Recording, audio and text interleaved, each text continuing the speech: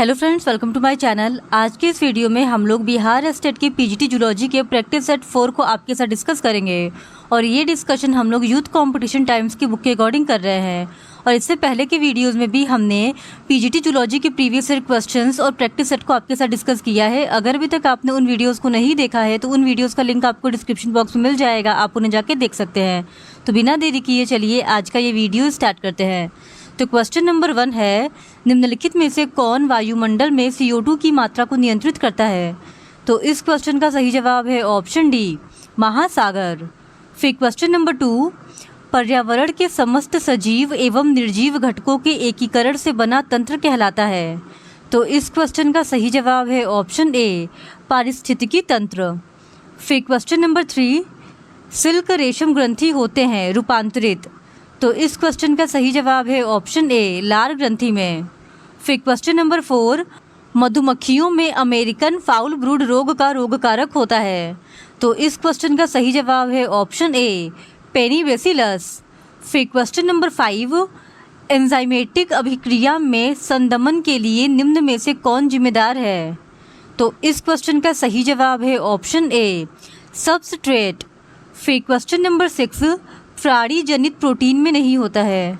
तो इस क्वेश्चन का सही जवाब है ऑप्शन ए, डी अमीनो अम्ल। फिर क्वेश्चन नंबर 7, निम्नलिखित में से कौन सा सही सुमेलित नहीं है?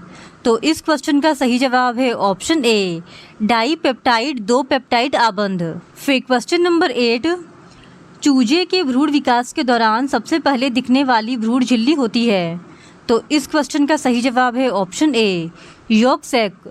फिर क्वेश्चन नंबर 9, गेस्टुलेशन के दौरान पॉली इनवेजिनेशन द्वीपों का होना किस विशेष वर्ग में होता है? तो इस क्वेश्चन का सही जवाब है ऑप्शन डी, पक्षियों में। फिर क्वेश्चन नंबर 10, ब्लास्टोपोर युक्त भ्रूण कहलाता है। तो इस क्वेश्चन का सही जवाब है ऑप्शन सी, गेस्टुला। फिर क्वेश्चन नंबर 11, निम्नलिखित में से कौन सा युग्म द्विगुणित है? तो इस क्वेश्चन का सही जवाब है ऑप्शन डी, स्पर्मेटोगोनिया और प्राथमिक स्पर्मेटोसाइट। फिर क्वेश्चन नंबर 12, अंड जनन में निर्मित ध्रुव काय है? तो इस क्वेश्चन का सही जवाब है ऑप्शन ए, अगुणित। फिर क्वेश्चन नंबर 13, प्रसव पूर्ण पीड़ा का कारण है। तो इस क्वेश्चन का सही जवाब है ऑप्शन बी, ऑक्सीटोसिन। फिर क्वेश्चन नंबर 14, पीनियल है। तो इस सवाल का सही जवाब है ऑप्शन बी, एक अंतर्स्रावी ग्रंथि। फिर क्वेश्चन नंबर 15, स्तनी में अंतःक्षिप्त अधिकांश रेडियोधर्मी आयोडीन एकत्रित होगी। तो इस क्वेश्चन का सही जवाब है ऑप्शन डी, थायराइड में। फिर क्वेश्चन नंबर 16, सूची 1 को सूची 2 से सुमेलित कीजिए और सूची के नीचे दिए गए कूट से सही उत्तर का चयन कीजिए। तो यहाँ पे सूची 1 दिया गया है और यहाँ पे सूची 2 दिया गया है और हम लोगों को इनको सही क्रम में सुमेलित करना है। तो सबसे पहले प्रोटियोमिक्स का हो जाएगा व्यक्त प्रोटीन। फिर उसके बाद क्रोनोबायोलॉजी का होगा लयबद्ध गतिविधि।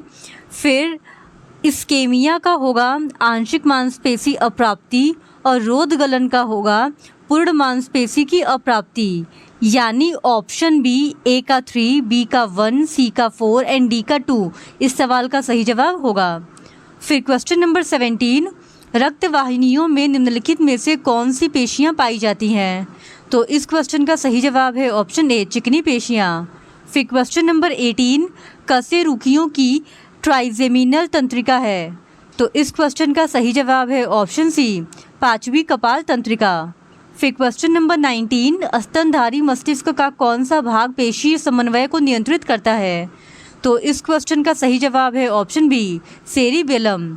फिर क्वेश्चन नंबर 20, पक्षियों और सरीसृप वर्ग के जंतुओं में मुख्य उत्सर्जी पदार्थ है।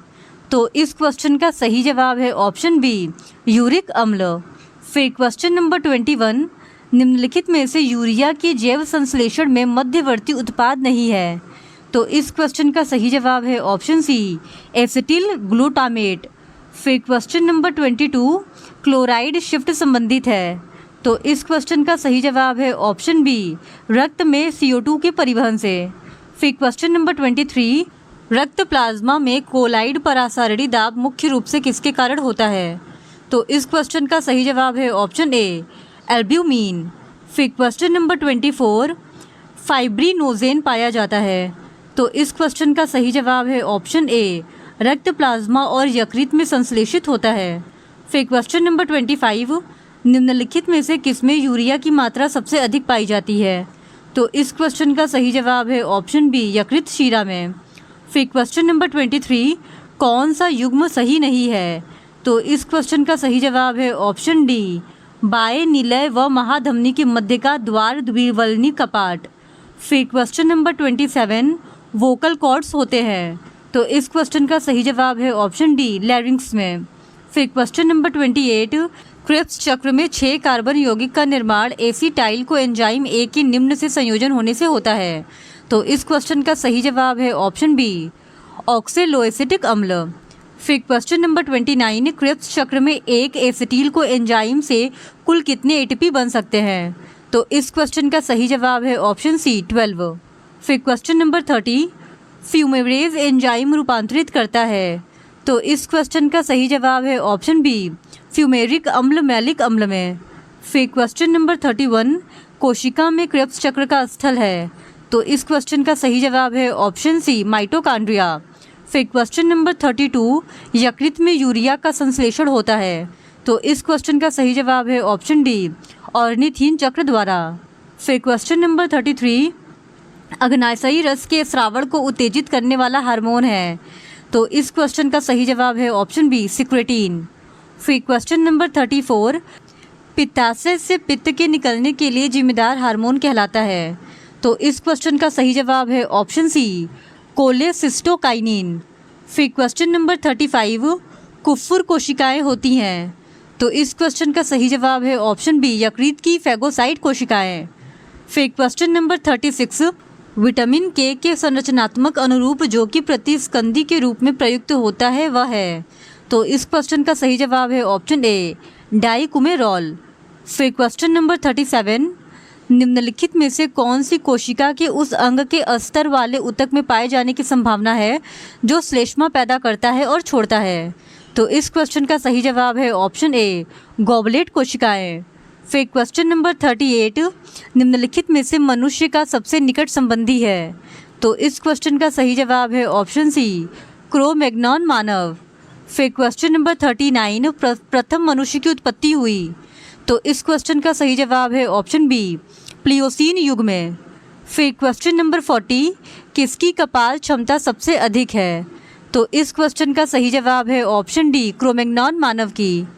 फिर क्वेश्चन नंबर 41, घोड़े के विकास के चरणों का सही क्रम है। तो इस क्वेश्चन का सही जवाब है ऑप्शन ए, ईहोहिप्पस, आरोहिप्पस, मीसोहिप्पस और प्लीहोहिप्पस। फिर क्वेश्चन नंबर 42, निम्न में से कौन सा प्राणी भूगोलीय रिल्म नहीं है? तो इस क्वेश्चन का सही जवाब है ऑप्शन डी, पैलिआर्केटिक। फिर क्वेश्चन नंबर 43, कृत्रिम उपायों द्वारा म्यूटेशन उत्प्रेरित करना निम्न में से संभव है। तो इस क्वेश्चन का सही जवाब है ऑप्शन सी, रसायन एवं विकिरणों दोनों द्वारा। फिर क्वेश्चन नंबर 44, डार्विन के सिद्धांत में अत्यधिक युक्ति युक्त है। तो इस क्वेश्चन का सही जवाब है ऑप्शन डी, जातियों का निर्माण। फिर क्वेश्चन नंबर 45, प्राकृतिक चयन किस पर संचालित है? तो इस क्वेश्चन का सही जवाब है ऑप्शन सी, व्यक्तिगत। फिर क्वेश्चन नंबर 46, औद्योगिक मेलानिज्म की संवृत्ति प्रदर्शित करती है। तो इस क्वेश्चन का सही जवाब है ऑप्शन सी, प्राकृतिक चयन को। फिर क्वेश्चन नंबर 47, सूची 1 को सूची 2 से सुमेलित कीजिए और नीचे दिए गए उपयुक्त कूट का प्रयोग करके सही उत्तर का चयन कीजिए। तो यहाँ पे सूची 1 दिया गया है और यहाँ पे सूची 2 दिया गया है और हम लोगों को इनको सही क्रम में सुमेलित करना है। तो सबसे पहले ए यानी कि डार्विन का होगा 4 यानी प्राकृतिक चयन। फिर बी लेमार्क का होगा उपार्जित लक्षणों की वंशागति। फिर सी यानी ह्यूगो डी व्रीज का हो जाएगा उत्परिवर्तन। और सबसे अंत में ऑपरीन इसका हो जाएगा जीवन की उत्पत्ति, यानी ए का 4, बी का 1, सी का 2 एंड डी का 3 इस सवाल का सही जवाब होगा, जो कि ऑप्शन ए में दिया गया है। फिर क्वेश्चन नंबर 48, किस गैस का उपयोग स्टेनले और मिलर ने अपने प्रयोग में नहीं किया था? तो इस क्वेश्चन का सही जवाब है ऑप्शन डी, ऑक्सीजन का। फिर क्वेश्चन नंबर 49, स्वतः स्फूर्त जनन के विचार का सर्वप्रथम खंडन किसके द्वारा किया गया?